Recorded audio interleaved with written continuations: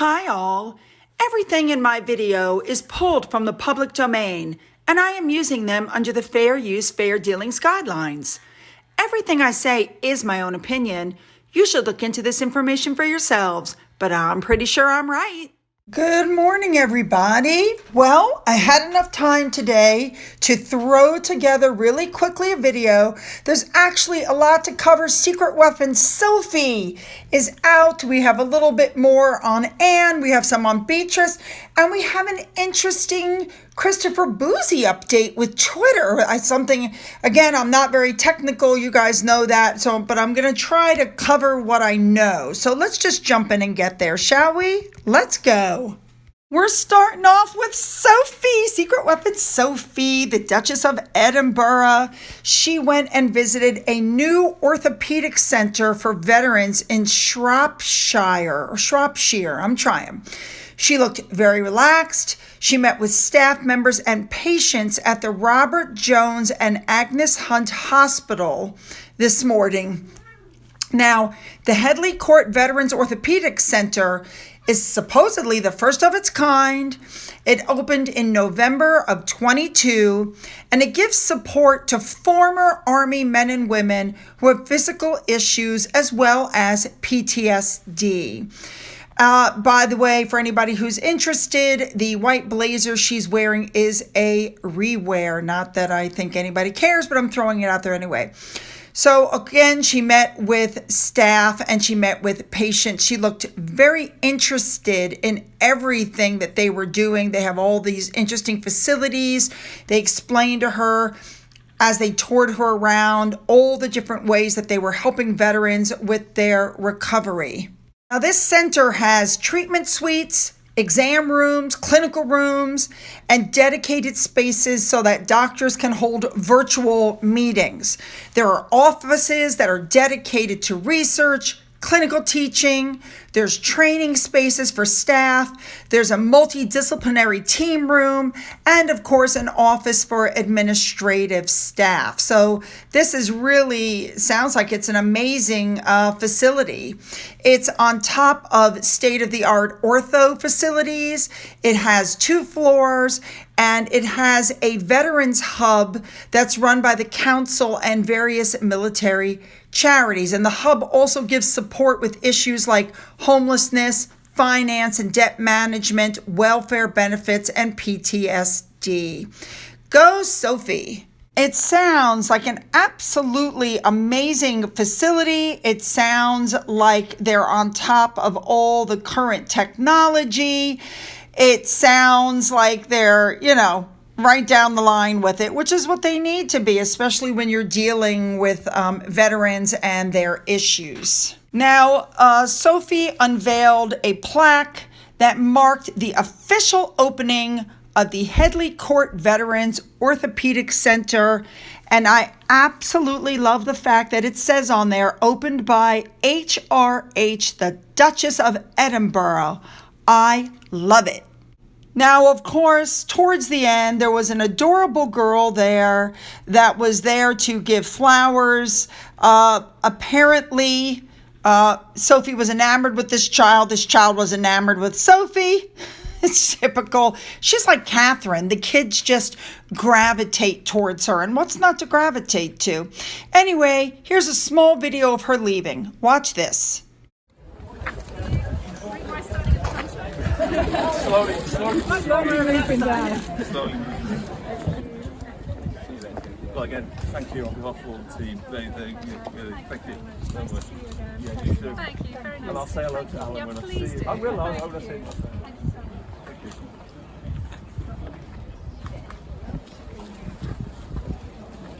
Moving on, I told you yesterday about Princess Anne going to that school that's in the castle, and some more pictures came out. It shows where she met the Watchkeeper volunteers and students in the cadet program. You know how I am. You have to show the pictures, so here they are. All right, now moving on. This is going to be one of our bigger stories for today. Apparently, the Earthshot Prize has brought on the former Prime Minister of New Zealand. Now, this is kind of a big deal and for an interesting reason. So this is Miss Ardern, and she stepped down as Prime Minister of New Zealand in January, and she joined the Board of Trustees for the Earthshot Prize, which we know was established by Prince William to encourage people and companies to come up with solutions to help repair the planet. Now, what happened was several months ago, we know that Harry and Meghan put out this thing with the Netflix series Live to Lead, and apparently she was in it. But she came out and basically said, because she was in one of the episodes, she came out and said, this interview was done in 2019, 2.5 years before Harry and Meghan were even involved with the project, and that the show was produced in collaboration between the Nelson Mandela Foundation, Blackwell, and Ruth, and therefore while she was in it, she wasn't, you know what I'm saying? She wasn't involved with Harry and Meghan. Now, she did meet Harry and Meghan in 2018 when they were on their tour and they were in New Zealand, but she's not personal friends with them, and she made sure that everybody knew that she had nothing whatsoever to do with that Netflix special. She didn't want any association with them. That became blatantly clear. So, but good for her. Good for her joining Earthshot Prize. Just also as an FYI, if you want to talk about female power, she at 37 was the youngest female prime minister ever put into position of power. Good for you. Now let's move on. Now, really quickly talking about Catherine and William, they're not around because they have taken their 3 children and they're on Easter break from school, so they're probably abroad.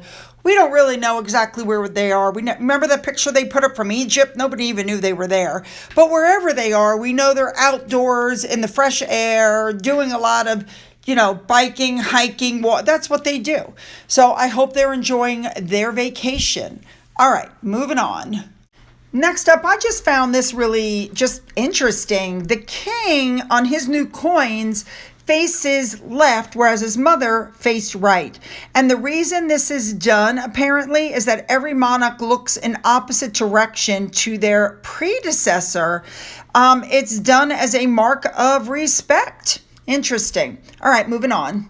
All right, really quickly, I also want to point out that Princess Beatrice was with Prince Carl and Princess Sophia of Sweden in New York to attend World Dyslexia Assembly. Very nice.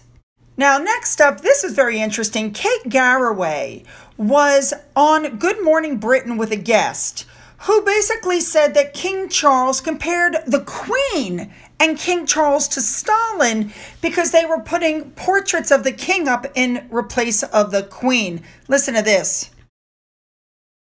Who want to stay in power for a very long time will assign portraits of themselves to be hung in every place throughout the country. Stalin did it. Idi Amin did it. And I'm in no way comparing the Queen to these people. I'm saying you sort of are. No. And the difference is this is voluntary. This is if people choose to do it. It goes in a long history of tradition. And why should King Charles be the first monarch to not have it done? Way to go. Exactly. Not even close to the same thing. Although this is the kind of stuff that irritates me. They try to make it seem that way, All right, let's move on now. Next up, I just wanted to show you these pictures. These were posted by Meghan's Mole. This was the day that Meghan and Catherine went to Wimbledon together with Pippa. Yeah, you have to wonder what was said. Moving on. Next up, this was put on Twitter by Karen Ames, and I have to agree. This was all done to try to dilute the impact of the coronation, for sure. Not that it's going to, but all right. Moving on. Okay, I just had to put this up here because I couldn't believe it. Sister Space, remember them? The ones who accused this elderly Miss Hussey of all these horrible things and then turned around and got their apology, and then several months later came back, and Marlene, because that's actually her name, said, I had to step down because of this and that and blah, blah, blah. They put up this crazy video of them dancing, going, look at us. You didn't stop us. Yeah, but you never got that third apology you requested either. Moving on. All right, next up, we've seen this before where they put Meghan's name in the article and they make a phone call and then they change it to Duchess of Sussex. She did it again. All right, moving on. Next up, I found this story to be very interesting because, archetypes came out. Meghan Markle talked over all of her guests, turned the attention back to herself. It was nothing but swipes at the royal family. Anyway, Rebecca Sananes, who supposedly left in good standing, came out and said she created that podcast. She did all the work behind the scenes. I think she's a little irritated that... And by the way, she barely got paid for it, according to what she's saying. And I think she's irritated because Meghan's running around going, it was my idea. It was my podcast. I did this. I did that. But as usual, other people did the work and she's taking the credit. Not surprising. Now, you guys know I do not like to talk about Christopher Boozy, but this is just too interesting. Karen Cartwright pointed something out on Twitter today, which caught my attention. Here it is. So Christopher Boozy's been using Twitter's API for Bot Sentinel, and it would appear that he's been cut off. So without it, Bot Sentinel doesn't work. Like the company is boop, but he's looking at ways around it. At the same time, this information came out. So many people complained that their data in the UK was being misused by Christopher Boozy that they are now changing the legislation. They're putting it through Parliament. That's massive, significant changes. Then this came up. If Christopher Boozy wants access to Twitter's API, he's going to have to pay a lot. So the way it works is really interesting. If you're somebody like me, Twitter is free, okay? If you want basic access, what allows you to post 3,000 tweets a month, then that's $100 a month. But if you're in the enterprise level for big platforms that make significant use of the API, that's going to cost accordingly. So the top tier enterprise package has 3 levels, and the cheapest one is $42,000 a month. That's the cheapest one. And the other two are $125,000 a month and $210,000 a month. So I find it interesting because Christopher Boozy, who's left 2 landlords holding the bag for his rent, is going to have to do some massive fundraising to be able to afford this.